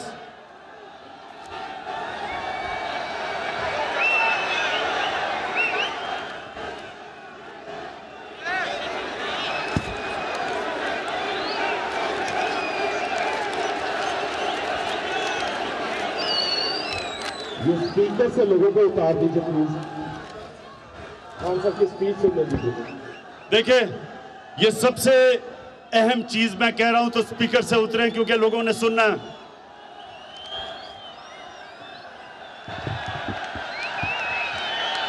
अच्छा, आवाज आ रही है?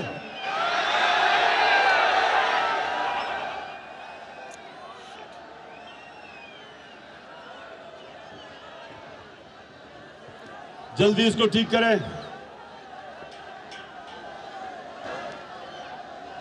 स्पीकर से उतरो, उन्हें आवाज नहीं आ रही।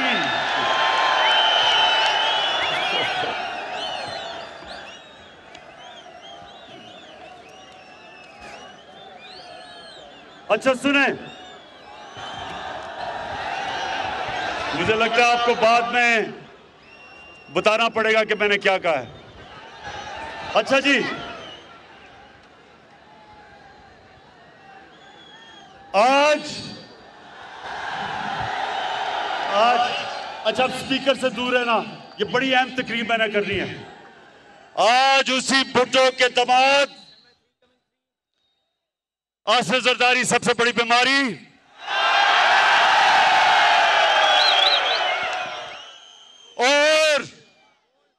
और उसका नवासा कम पे टांग रही हैं। दोनों कुर्सी की लालच में अपने नाना की कुर्बानी को बुलाकर इसके कातलों के साथ बैठे हुए हैं और उनकी वकालत कर रहे हैं। यानी शर्म नहीं आती कि सियासत तो करनी है नाना के ऊपर, और जिन लोगों ने उसको फांसी दिलवाई थी अपनी कुर्सी की खातिर उनके साथ घुसे हुए हैं दोनों अंदर। शर्म करो, शर्म करो।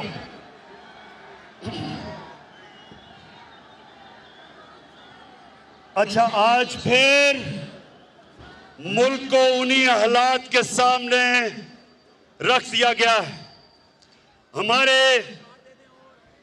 अब ये सुने, हमारे मुल्क की जो पॉलिसी है, फॉरेन पॉलिसी, उसको मड़ोड़ने की कोशिश बाहर से की जा रही है। बाहर से हमारे मुल्क की फॉरेन पॉलिसी को मुतासिर किया जा रहा है। इस साजिश का, अब सुने, ये शाह महमूद, आहो उधर उतारो, उधर आवाज नहीं आई। हाँ, शाह महमूद को पता कि इस साजिश का हमें पिछले महीनों से पता है कि ये साजिश हो रही है, महीनों से। ये जो आज सब इकट्ठे हो गए हैं, ये जो आज कातिल और मकतूल इकट्ठे हो गए हैं, कातिल और मकतूल को इकट्ठे करने वालों की भी, इनको जिन्होंने इकट्ठा किया उनका भी हमें पता है। लेकिन आज वो जुल्फिकार अली भुट्टो वाला टाइम नहीं, वक्त बदल चुका है।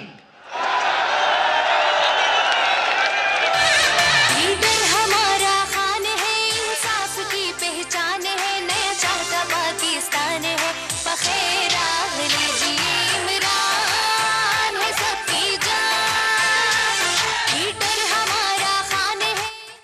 अब सुने, वक्त कैसे बदल गया है। पाकिस्तानियों, एक अंग्रेजी में सेइंग है कि you only cross the river once, मतलब कि जब आप दरिया पार कर रहे होते हो तो वो दरिया नहीं रहता, वो पानी निकल जाता है, वक्त निकल जाता है। ये नया टाइम आ चुका है और ये है सोशल मीडिया का जमाना। कोई चीज नहीं छुपती। तो पाकिस्तानी कौम बेदार है। हम किसी की गुलामी कबूल नहीं करेंगे।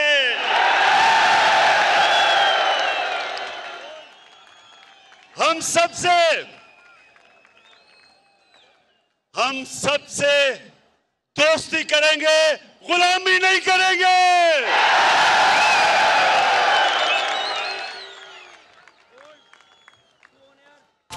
खड़ा है अब इमरान, ठीक करेगा सब कप्तान, नया बनेगा पाकिस्तान, नया बनेगा पाकिस्तान, नया बनेगा पाकिस्तान, डट के खड़ा है अब इमरान, नया बनेगा पाकिस्तान, डट के खड़ा है अब इमरान। हमारे अब ये सुने, हमारे मुल्क में बाहर से पैसे की मदद से हुकूमत तब्दील करने की कोशिश की जा रही है। पैसा बाहर से,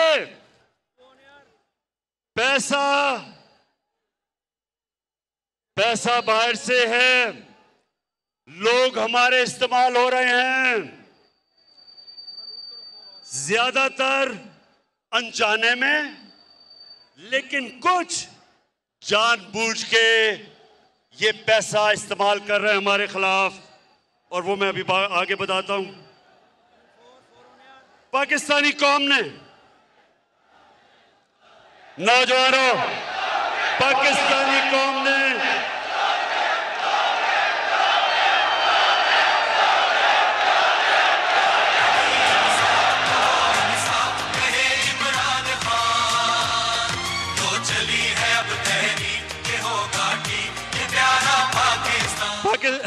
पाकिस्तानी कौम ने यह फैसला करना है कि वो बाहर के अरबों रुपए लेके हुकूमत के खिलाफ साजिश करने वाले गुलामों को कामयाब होने देंगे। मैं यही इसलिए आपको आज बुलाया था मेरे पाकिस्तानियों, मैंने आपको बुलाया इसलिए था, जो एक डेमोक्रेट होता है वो अवाम के पास जाता है, वो किसी के पास झुकता नहीं, हाथ नहीं फैलाता, अपनी अवाम के पास जाता है।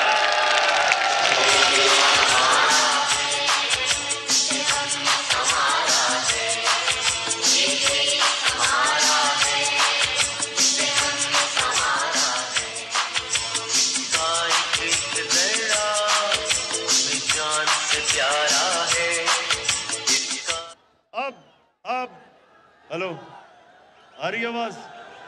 फिर कुछ सबसे इंपॉर्टेंट बात करने लगा हूं, आवाज आनी चाहिए। हेलो, हाँ शाबाश। और उसको स्पीकर को सही रखें क्योंकि आवाज नहीं आती। अच्छा जी, हमें पता है कि किन किन जगहों से बाहर से हम पे दबाव डालने की कोशिश की जा रही है, हमें मिलता है। लेकिन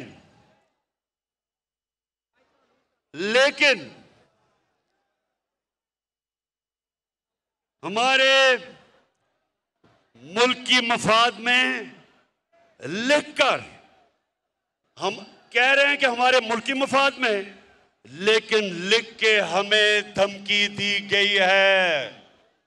शाह महमूद ने अभी आपसे कोई बात की थी, हमें कहा है कि मुल्क की मफाद, हमें धमकी दी गई है। लेकिन पाकिस्तानियों, हम मुल्क की मफाद पर कोई समझौता नहीं करेंगे। मैं आज कौम के सामने पाकिस्तान की आजादी का मुकदमा रख रहा हूं आपके सामने। मैं इल्जामात नहीं लगा रहा, अब ये जरा सुने, मैं इल्जामात नहीं लगा रहा। मेरे पास जो ये खत है, ये सबूत है, ये मेरे पास जो खत है ये सबूत है। और मैं आज ये सबके सामने कहना चाहता हूं कि कोई भी शक कर रहा है ना इस मेरे खत के ऊपर, कोई भी शक कर रहा है, मैं उनको दावत दूंगा, ऑफ द रिकॉर्ड बात करेंगे। लेकिन मैं आपको खुद देख सकेंगे कि ये मैं किस किस्म की बात कर रहा हूं। अपनी कौम और मीडिया को ये सोचने, हम सबको, हमने ये सोचना है कि हम कब तक ऐसे रहना चाहते हैं। मैं अपनी कौम को भी कह रहा हूं, अपने मीडिया को भी कह रहा हूं कि हम कितनी देर इस तरह गुजारा करेंगे। धमकियां मिल रही हैं।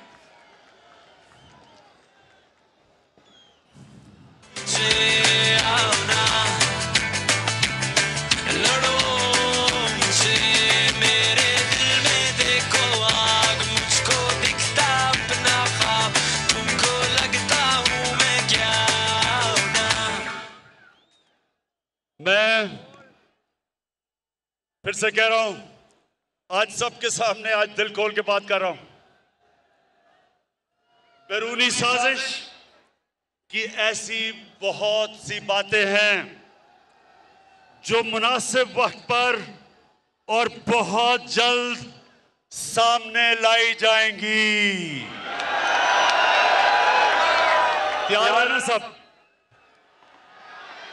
कौम, मेरी कौम ये जानना चाहती है कि लंदन में बैठा हुआ किस किस से मिलता है। फिर से ये जो गोल मोल गोंगलू किस किस से मिलता है लंदन में बैठा हुआ। और पाकिस्तान में बैठे हुए किरदार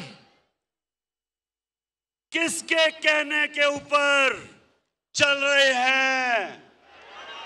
पाकिस्तानी किरदार किसके कहने पे चल रहे हैं?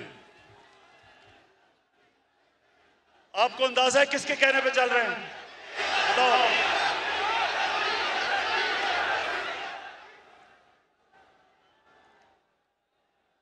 हमारे पास जो सबूत है,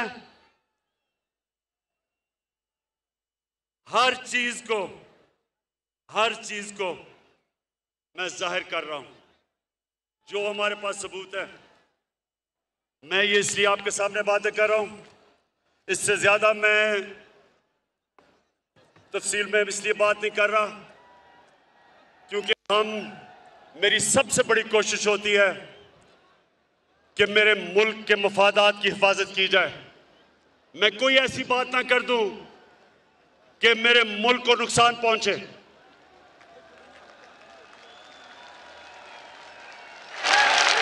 इसलिए मैंने आपसे पूरी बात नहीं की, नहीं तो मैं वो बता भी सकता था। मुझे किसका डर है? मैं तो एक पाकिस्तानी हूं, आपके सामने वो इंसान हूं जिसको मेरा अल्लाह सब कुछ दे चुका है। मुझे तो कोई इंसान कुछ नहीं दे सकता। मैं तो जब सियासत में आया था, अल्लाह ने तभी मुझे सब कुछ दे दिया था। मुझे तो किसी चीज की जरूरत नहीं है। अपने घर में रहता हूं, अपने घर के पैसे देता हूं, खर्चा बर्दाश्त करता हूं। कोई मेरा कैंप ऑफिस नहीं है। मेरा चैलेंज है कि पाकिस्तान की तारीख में किसी वजीर आजम ने अपनी कौम का पैसा इतना कम खर्च नहीं किया जो मैंने किया है। खड़ा है अब इमरान, ठीक करेगा सब कप्तान। नया बनेगा पाकिस्तान, नया बनेगा पाकिस्तान, नया बनेगा पाकिस्तान। डट के खड़ा है अब इमरान, नया बनेगा। मेरे पाकिस्तानियों एक चीज याद रखना, आप एक अजीम कौम है। अगर हम उस अजमत पे नहीं पहुंच सके, बहुत बड़ी वजह उसकी ये चोर हुक्मरान जिन्होंने 30 साल से इस मुल्क को लूटा है। 90 की दिहाई की मैं बात कर रहा हूं।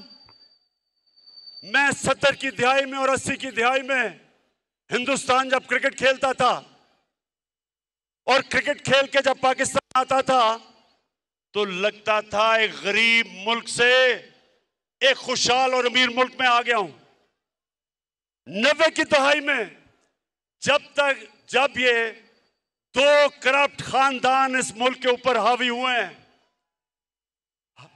हर चीज में हम पीछे रह गए। सारे बर्रे-सगीर में हिंदुस्तान आगे निकल गया। 90 तक हम हिंदुस्तान से आगे थे, ह्यूमन डेवलपमेंट में आगे थे। यहाँ खुशहाली ज्यादा थी, गुर्बत कम थी। बांग्लादेश से हम इतना आगे थे कि कोई तस्वर भी नहीं कर सकता था कि बांग्लादेश भी एक दिन हमारे से आगे निकल जाएगा। इन दो चोरों ने जब से मुल्क का खून चूस के मुल्क का पैसा बाहर ले जाना शुरू किया, हम पीछे रह गए। और मैं 25 साल से इनका मुकाबला कर रहा हूं। 14 साल अकेला इनका मुकाबला किया है। लोग तो बाद में मेरे पास आए हैं, और मैं कभी भी कोई भी जाती मुफादात के लिए इतनी देर जंग नहीं लड़ता। और उस आदमी को जिसको अल्लाह सब कुछ दे चुका था, जितनी देर मैं वजीर आजम बनाऊं, इससे कम अरसे में जब नवाज शरीफ वजीर आजम बना था 18 फैक्ट्रियां बना चुका था।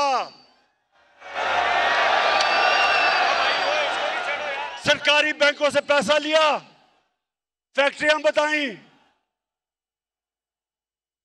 सरकारी बैंक से कर्जे माफ करवाए। इसको बिजनेस नहीं कहते, इसको डाका कहते मुल्क के ऊपर। वही जरदारी, उसके पास क्या था, आज शुगर मिल्स, अरबों अरबोपति है, मुल्क मकरूज करके अरबोपति। तो मेरा इनसे कोई जाती लड़ाई नहीं है। मैं वो पाकिस्तानी हूं, जब मैं 18 साल की उम्र में क्रिकेट खेलनी शुरू की पाकिस्तान के लिए, तो हम वो कमजोर टीम समझे जाते थे। हमारा कोई हैसियत नहीं था दुनिया में। और मुझे ये फख्र है कि मैं वो कप्तान बना जिसने पाकिस्तान को हर दुनिया के मुल्क में जिताया और वर्ल्ड कप जिताया। और मुझे फख्र था कि हमने अपनी मुल्क को ऊपर लाके देखा। जो हमारे पाकिस्तानी थे उनको फख्र होता था टीम के ऊपर।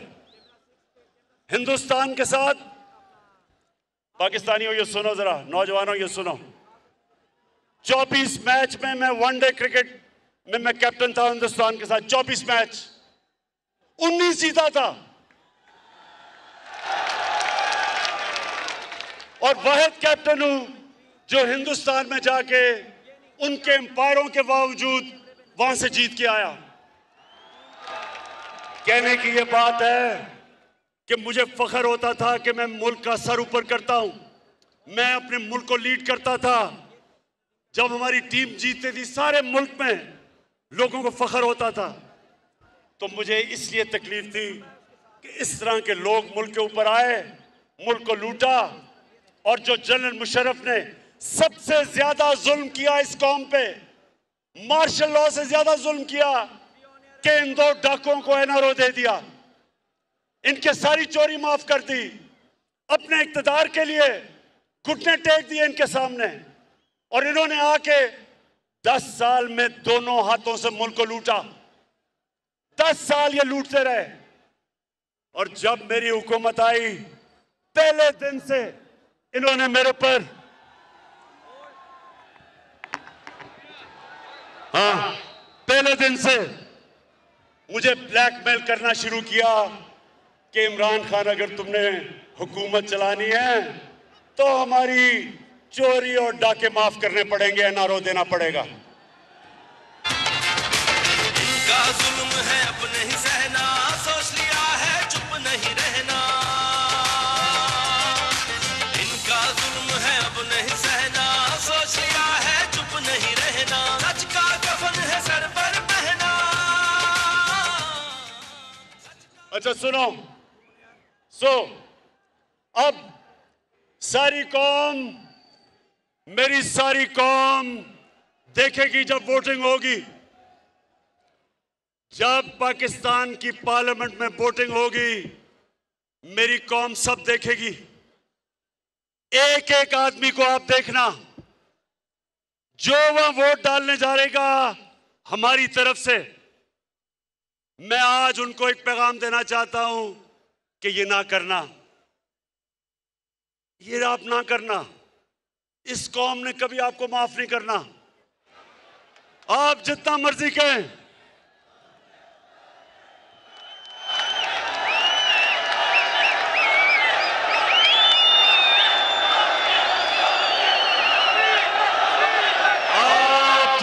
मर्जी कहेंगे कि जी वो देखे ना हमारे से हुकूमत ने अच्छा नहीं किया, देखें जी उन्होंने मेरे काम नहीं किए, देखें जी वो महंगाई नहीं रोकी गई।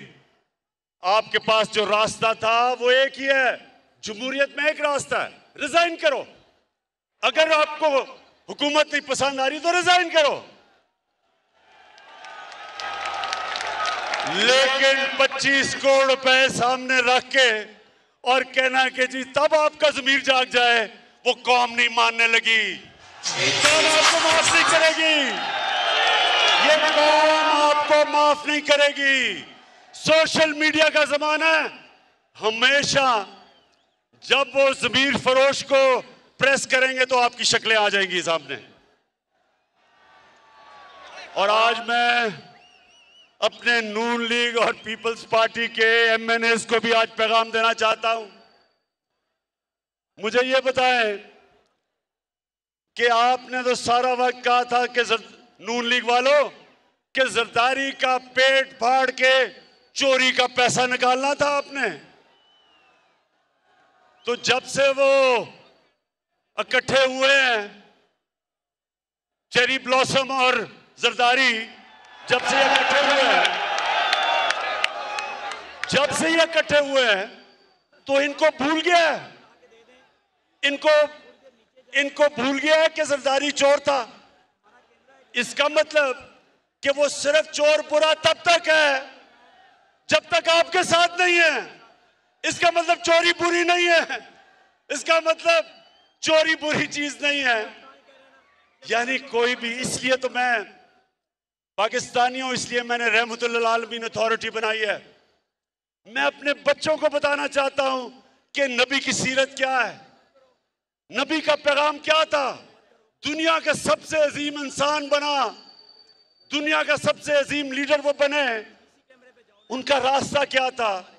इसलिए हमने रहमतुल्लिल आलमीन अथॉरिटी बनाई है कि पाकिस्तान के बच्चे बच्चे को पता चल जाए, अच्छे बुरे की तमीज उसमें आ जाए, वो हक के ऊपर खड़ा हो, वो बदी के खिलाफ खड़ा हो, वो ये ना कहे कि चोरी सिर्फ बुरी तब है जब मेरी ऑपोजिशन चोरी करती है, वो मेरे साथ मिल जाए तो चोरी ठीक है।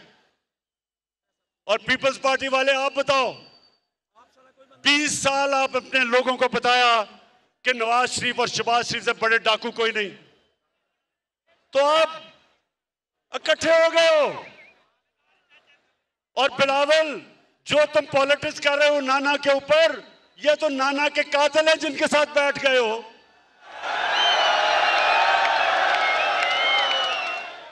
तो इंशाल्लाह मुझे उम्मीद है कि हमारे लोग वापस नहीं आएंगे, सिर्फ नून लीग के और पीपल्स पार्टी के एमएनए जिनको पता है कि ये कितनी बड़ी साजिश हो रही है मुल्क के खिलाफ, उनके भी ज़मीर जाग जाएंगे।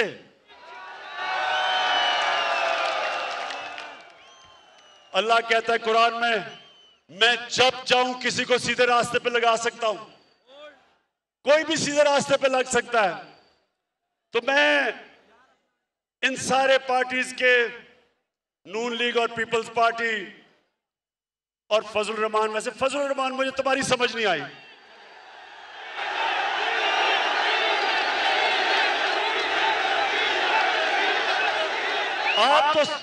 आपकी तो पॉलिटिक्स ही दीन के ऊपर है, आपकी पॉलिटिक्स दीन के ऊपर है।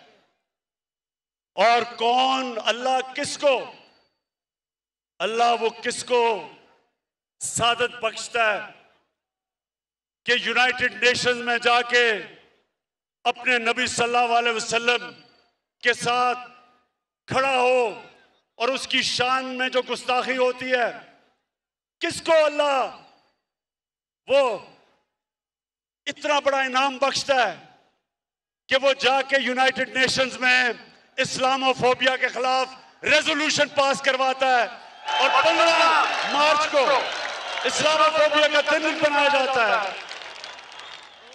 फजल रहमान, आपको तो अल्लाह ने नहीं ये इज्जत बख्शी, और उसकी वजह है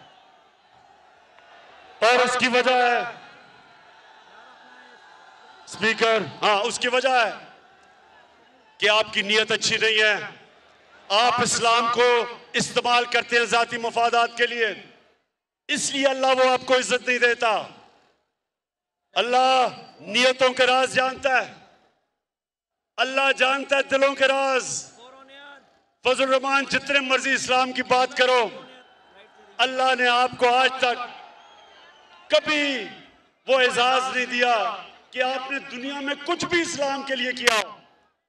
मेरी तरह के आदमी को, गुनाहगार आदमी को अल्लाह ने वो एजाज दिया है। मैं अल्लाह तेरा लाख लाख लाख शुक्र अदा करता हूं। अच्छा पाकिस्तानियों, मैं अब अपनी तकरीर खत्म कर रहा हूं। मुझे पता है आप जाना नहीं चाहते, मुझे पता है, लेकिन मैं तकरीर सिर्फ एक चीज पे खत्म करता हूं। आपने सबने मेरे से एक वादा करना है, एक वादा करना है।